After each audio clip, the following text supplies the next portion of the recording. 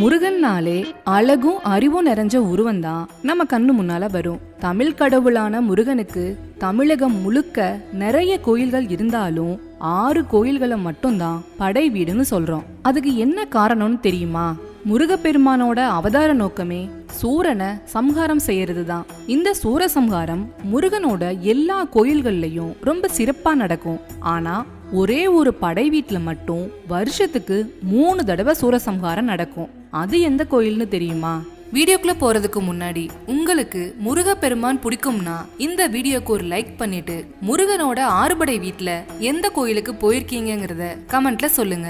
தமிழகம் முழுக்க நிறைய முருகன் கோயில்கள் இருந்தாலும் திருப்பரங்குன்றம், திருச்செந்தூர், பழனி, சுவாமிமலை, திருத்தணி, பழமுதிர்ச்சோலைங்கிற 6 கோயில்களை மட்டும் படை வீடுன்னு சொல்றோம். அது என்ன படை வீடு?